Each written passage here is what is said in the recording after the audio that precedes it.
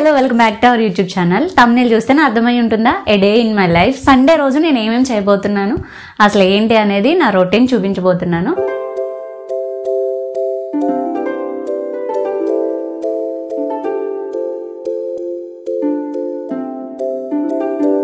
మేమైతే ఈ సండే మా లిక్కిని చూడడానికి విజయవాడ హాస్టల్కి వెళ్తున్నాము.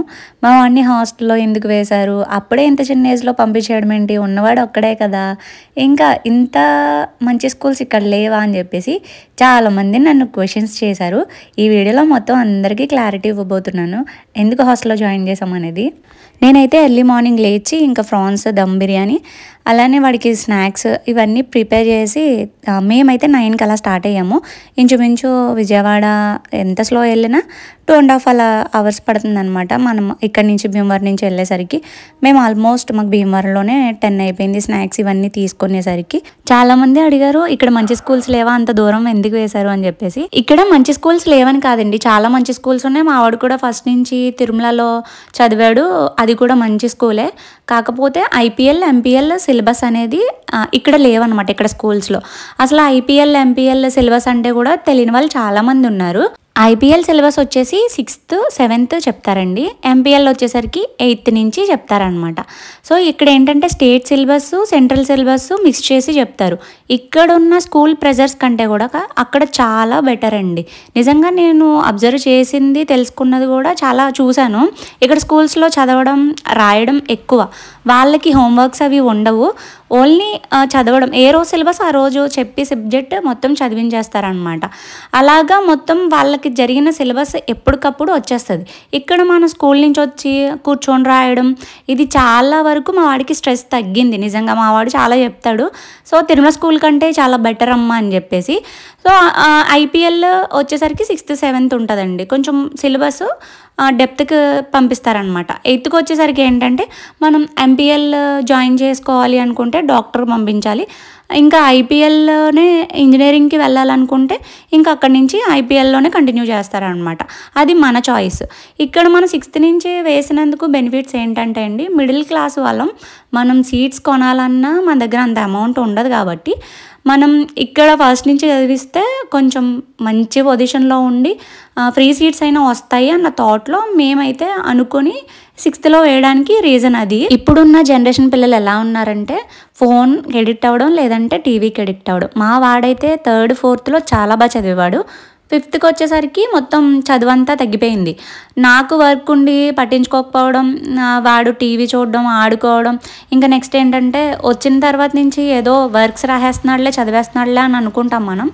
కానీ వాళ్ళకి ఇచ్చే వర్క్స్ ఉన్నాయి తప్ప వాళ్ళు చదివిందంటూ వాళ్ళకి బుర్రకెక్కింది చాలా తక్కువ. నేను అది ఒకటి అబ్జర్వ్ చేశాను. కాబట్టి ఇలాంటి డెసిషన్స్ తీసుకొని మనమే వాళ్ళని మోటివేట్ చేసి పంపిస్తే వాళ్ళకి మంచి ఫ్యూచర్ ఉంటుంది. ఇంకా ఇక్కడ హాస్టల్ ఫుడ్ విషయానికి వచ్చేసరికి అన్నీ కూడా చాలా బాగుంటాయండి. మేము చాలాసార్లు 1 month నుంచి సెర్చ్ చేసి ఇంకా వెళ్ళినప్పుడల్లా అక్కడ ఫుడ్ టేస్ట్ చేసేవాళ్ళం అనమాట. అసలు ఎలా ఉంటుంది ఏంటి, మనం కూడా మన ఇంట్లో అంత మంచిగా వండి పెట్టి పిల్లలకి టైంకి వేడివేడిగా ఇవ్వలేము. అక్కడ మాత్రం వాళ్ళకి అన్నీ జరుగుతాయి అన్నమాట. ఒక హాస్టల్లో దూరంగా ఉంటున్నాడు అన్న పేరు తప్ప మిగిలిన వాళ్ళు మనకంటే వాళ్ళు బెస్ట్ ఇస్తారు. చదువు విషయంలో మోటివేషన్ క్లాసెస్ కూడా జరుగుతాయంట వాళ్ళకి. సో నాకు ఇవన్నీ చెప్పినప్పుడు మా వాడు చాలా హ్యాపీగా అనిపించింది, వాడికి మంచి లైఫ్ ఇచ్చాము అని చెప్పేసి. ఇంకా మేము విజయవాడ వెళ్ళి వాడిని తీసుకొని వచ్చి మనం డే అంతా అవుటింగ్ రాయించుకొని ఈవినింగ్ మళ్ళీ వాడిని దించేయచ్చండి. ఇంకా వాడికి కావాల్సిన స్నాక్స్ కానీ ఇంకా కావాల్సినవన్నీ తీసుకుంటున్నాడు. డీమార్ట్కి వచ్చాము, ఆ తర్వాత ఇంకా ఫుడ్ తీసుకొచ్చినది ఫుడ్ మొత్తం తినేసి కొంతసేపు మా లిక్కి వాళ్ళ డాడీ ఇద్దరు కూడా క్రికెట్ ఆడుకున్నారనమాట. ఆ రోజు ఇండియా మ్యాచ్ ఏదో జరుగుతుంది, ఇంకా అది చూస్తూ ఆడుకుంటూ అలాగా కొంచెం టైం అయితే మేము స్పెండ్ చేసాము. ఇంతకుముందు వీక్లీ వన్స్ అలా వెళ్ళేవాళ్ళం, కానీ ఇప్పుడు 15 daysకి ఒకసారి అలా వెళ్తున్నాం. కొంచెం బాగా అలవాటు అయ్యాడు. ఫస్ట్లో అయితే చాలా ఇబ్బంది పెట్టాడు, కానీ ఇప్పుడు కొంచెం బాగా అలవాటు అయ్యింది కాబట్టి సెట్ అవుతున్నాడు. ఇంకా ఫస్ట్లో ఏ ఏజ్లో వేసినా ఇబ్బంది పడడం అనేది కామన్ అనుకోండి. వీళ్ళకి ఏంటంటే ఉన్న బెనిఫిట్స్, డేలో 2 times బాక్సెస్, కాయిన్ బాక్సెస్ ఉంటాయన్నమాట. అంటే మనం కార్డు వాళ్ళకి బ్యాలెన్స్ వేయించి ఇస్తాము, వాళ్ళ డాడీ నెంబర్, నా నెంబర్ ఉంటుంది. ఇంకా వాడు ఎవరికి కావాలంటే వాళ్ళకి కాల్ చేయొచ్చు అనమాట. ఆ కార్డు పెట్టగానే మా 2 నెంబర్సే ఓపెన్ అవుతాయి. సో అలాగా మనం బ్యాలెన్స్ వేసి ఇవ్వచ్చు. ఆఫ్టర్నూన్ 12 to 12:30 వరకు వాళ్ళకి టైం ఇస్తారు, ఒక 10 minutes మాట్లాడొచ్చు. ఈవినింగ్ 5 to 5:30 వరకు ఒక హాఫ్ అన్ అవర్ ఇస్తారనమాట. ఇలా డేలో ఒకసారైనా మాతో కాల్ చేసి మాట్లాడతాడు, కుదిరితే 2 times అయినా మాట్లాడతాడు. ఇంకా వీక్లీ వన్స్ వెళ్ళడం కానీ, లేదు వాడికి కావాల్సిన స్నాక్స్ అయిపోయినా ఏదైనా కానీ ఆర్డర్ పెట్టడం కానీ ఇలాగా చేస్తూ ఉంటాం అనమాట. దూరంగా ఉంటున్నాడు అన్న ఒక లోటు తప్ప మిగిలిన అన్ని విషయాల్లో కూడా వాడికి బెస్ట్గానే అన్నీ జరుగుతున్నాయి. ఇంకా వాడిని వదిలి ఉండడం అంటారా, చాలా కష్టమే. కాకపోతే కొన్ని కావాలనుకుంటే కొన్ని వదులుకోవాలి కాబట్టి ఇంకా డైలీ ఫోన్ చేసి మాట్లాడతాడు. అలానే వాళ్ళ క్లాస్ టీచర్ కూడా ఒక 30 మెంబర్స్ని వాళ్ళు టేక్ కేర్ చేస్తారనమాట. సో ఆవిడ కూడా నేను ఫోన్ చేసి డైలీ ఇన్ఫర్మేషన్ అడుగుతూ ఉంటాను, ఎలా చదువుతున్నాడు, ఎలా ఉన్నాడు అని చెప్పేసి. సో బాగా రెస్పాండ్ అవుతారు వాళ్ళ క్లాస్ టీచర్ కూడా. ఇంకా హాస్టల్ అంటే ఎక్కువ మంది ఉంటారని అనుకుంటాం, వీళ్ళ క్యాంపస్లో 1500 మంది ఉంటారనమాట. తక్కువ మంది ఉంటారు కాబట్టి ఎక్కువ టేక్ కేర్ చేసుకుంటారు. వీళ్ళకి వీక్లీ బార్బర్ వస్తాడు కానీ మా వాడు అక్కడ కటింగ్ వేయించుకోడు. ఇక్కడ ఏడుస్తున్నాడు పాపం, స్టైల్ కటింగ్ వేసేసారనమాట. వాళ్ళకి అర్థం కాలేదు మన స్లాంగ్.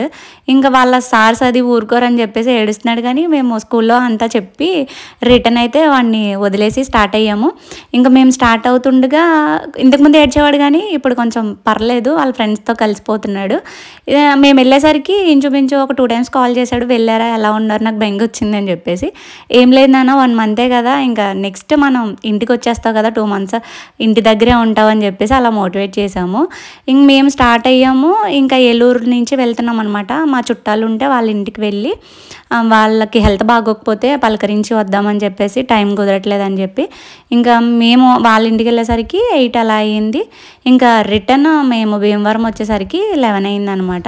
ఇంకా అలా వచ్చి 11:30కి 12 అలా అయిందనమాట పడుకునేసరికి. ఇక్కడితో నా వ్లాగ్ అయితే ఎండ్ చేస్తున్నాను. మీకు నా వీడియో నచ్చింది అనుకుంటే మన ఛానల్ లైక్ చేయండి, షేర్ చేయండి, సబ్స్క్రైబ్ చేసుకోండి. Thank you.